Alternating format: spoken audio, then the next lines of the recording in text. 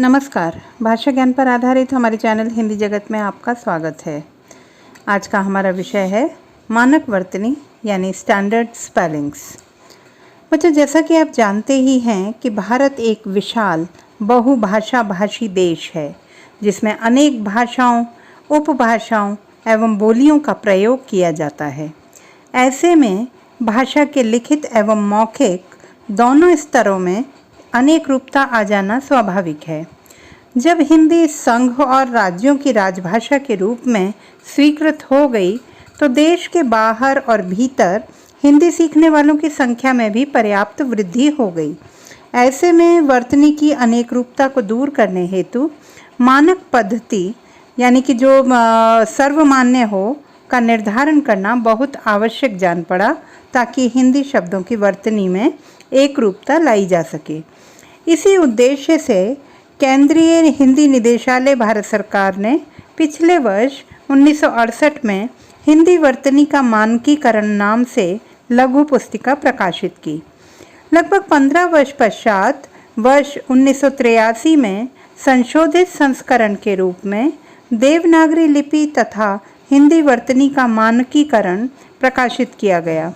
आज इस वीडियो में हम हिंदी वर्णों की मात्राओं, संयुक्ताक्षरों, विभक्ति चिन्हों, क्रियापदों, अव्यय, विदेशी ध्वनियों, हलंत चिन्ह, विसर्ग आदि से संबंधित मानक वर्तनी तथा नियमों के विषय में जानेंगे। वर्तनी का अर्थ है किसी शब्द के हिज्जे या स्पेलिंग तथा मानक अर्थात सर्वमान्य यानी ऐसी वर्तनी जो सर्वमान्य हो। शुद्ध लेखन के लिए शुद्ध वर्तनी का ज्ञान आवश्यक है और शुद्ध वर्तनी हेतु शुद्ध अक्षर ज्ञान। हिंदी में कुछ ऐसे भी वर्ण हैं जिनके दो दो रूप प्रचलन में हैं, जिनमें से एक ही रूप को मानक माना गया है। आइए देखते हैं वर्णमाला के अमानक एवं मानक रूप। इस समय स्क्रीन पर आप इनकी तालिका देख रहे हैं। इन्हें ध्यानपूर्वक देखें और समझें। याद रहे, आपको लिखते समय नए मानक रूप का ही प्रयोग करना है। बात करते हैं संयुक्ताक्षर संबंधी नियमों की। हिंदी में क्ष, त्र, ज्ञ और श्र के अतिरिक्त भी अनेक संयुक्त वर्ण मिलते हैं जिन्हें आकृति के आधार पर 3 भागों में विभक्त किया जाता है। ऐसे वर्ण जो खड़ी पाई पर समाप्त होते हैं जैसे ख, ग, घ, ण, त, थ, ध आदि। ऐसे व्यंजन जब दूसरे व्यंजनों से मिलते हैं तो इनकी खड़ी पाई को हटा दिया जाता है और पाई रहित वर्ण को अगले वर्ण से मिला देते हैं, जैसे कन्या, अन्न, न्याय, सभ्य आदि।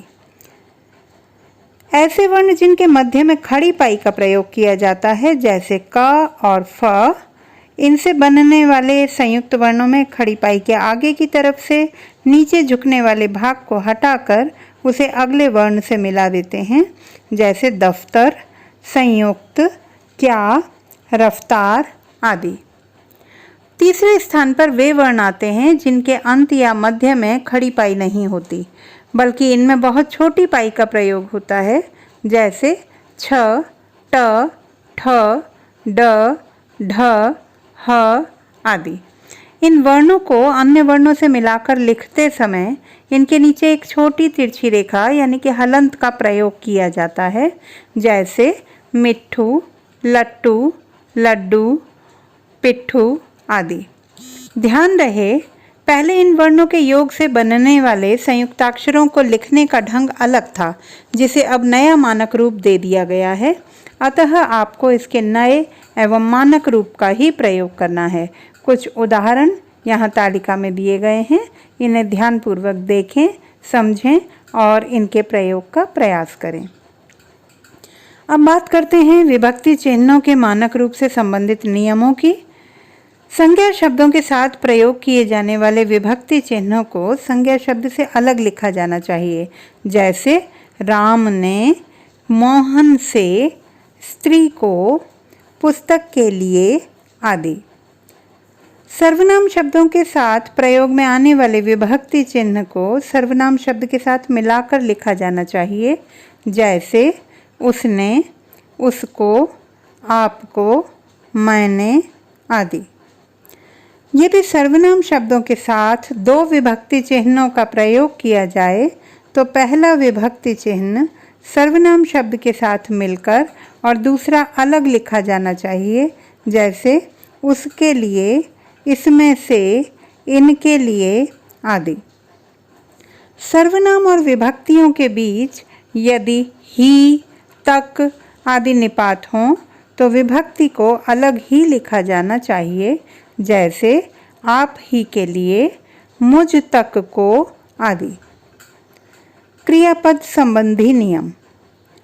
संयुक्त क्रियाओं में प्रयुक्त सभी क्रियाएं अलग अलग लिखी जानी चाहिए, जैसे पढ़ा करता है, आ सकता है, गाया करता था, बढ़ते चले जा रहे हैं आदि।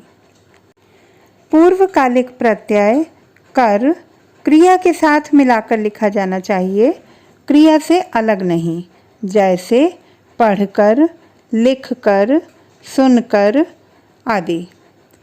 अव्यय संबंधी नियम।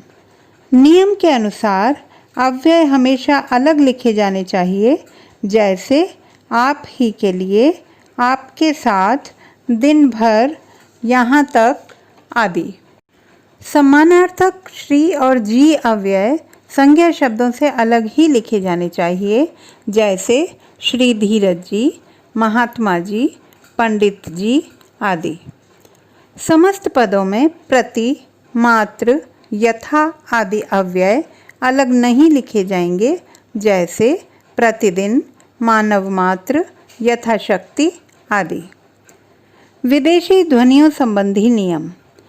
अरबी फारसी से हिंदी में आए क, ख, ग, फ, ज में अब नुक्ते यानी कि जो इनके नीचे बिंदु लगा है उसका प्रयोग नहीं किया जाता, जैसे कत्ल, खौफ, दाग, गैर आदि। जहाँ नुक्ते के कारण शब्द के अर्थ में अंतर की संभावना हो वहाँ नुक्ते का प्रयोग आवश्यक होता है, जैसे खाना भोजन के लिए कहा जाता है, जबकि खाना घर या भाग के लिए कहा जाता है। इसी तरह सजा सजावट के लिए कहा जाता है, जबकि सज़ा दंड के लिए कहा जाता है। अंग्रेजी के शब्दों में अर्धविवृत औ ध्वनि का प्रयोग किया जाता है, जो कि वास्तव में हिंदी के आ एवं ओ के मध्य की ध्वनि है। इसे हिंदी में आ की मात्रा के ऊपर अर्धचंद्र का प्रयोग करते हुए लिखा जाता है, जैसे कॉफ़ी, कॉलेज, डॉक्टर, बॉल आदि। हलंत चिह्न संबंधी नियम। कुछ तत्सम शब्द जिनके हिंदी में प्रयोग किए जाने पर अंत में लगने वाला हलंत चिह्न लुप्त हो चुका है, उनमें पुनः हलंत न लगाया जाए, जैसे महान, विद्वान, भगवान, सन आदि। हलंत चिह्न युक्त वर्णों से बनने वाले संयुक्ताक्षरों में यदि बाद वाले व्यंजन के साथ ई की मात्रा लगानी हो तो ई की मात्रा का प्रयोग संबंधित व्यंजन के तत्काल पूर्व किया जाता है, पूरे युग्म के साथ नहीं, जैसे चिट्ठियाँ, द्वितीय, बुद्धि, वृद्धि आदि। विसर्ग संबंधी नियम। संस्कृत के जिन शब्दों में विसर्ग का प्रयोग होता है, यदि वे तत्सम रूप में प्रयुक्त हों तो विसर्ग का प्रयोग अवश्य किया जाना चाहिए, जैसे दुखानुभूति। यदि उस शब्द के तद्भव रूप में विसर्ग का लोप हो चुका हो तो उस स्थिति में विसर्ग रहित रूप भी मान्य है, जैसे दुख, सुख आदि। अब बात करते हैं कुछ अन्य नियमों की। संयुक्त र के प्रचलित तीनों रूप यथावत रहेंगे, जैसे प्रकार, धर्म, राष्ट्र आदि। श्र का प्रचलित रूप ही मान्य होगा, जैसे श्रम, श्रमिक आदि। तत्सम शब्दों में तीन व्यंजनों के संयोग की स्थिति में एक द्वित्व मूलक व्यंजन को न लिखने की छूट है, जैसे अर्ध, तत्व आदि। नई मानक वर्तनी के अनुसार हुआ को हुआ, किए को किए, आइए को आइए तथा नई को नई, लिखना अमान्य है। संयुक्त व्यंजन के रूप में पंचमाक्षर के स्थान पर अनुस्वार का ही प्रयोग किया जाएगा, जैसे चंचल, ठंडा, मंदिर, संभव आदि। अनुनासिक एवं अनुस्वार के प्रयोग के कारण शब्द के अर्थ में अंतर आ जाता है, अतः इनके प्रयोग में सावधानी अपेक्षित है। जैसे हंस एक पक्षी है, जबकि हंस एक क्रिया है।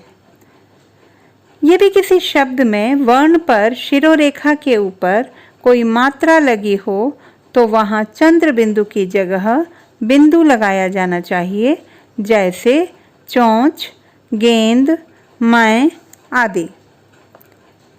जहाँ श्रुतिमूलक य व का प्रयोग विकल्प से होता है, वहाँ स्वरात्मक रूपों का ही प्रयोग किया जाए, जैसे किए, नई, हुआ आदि।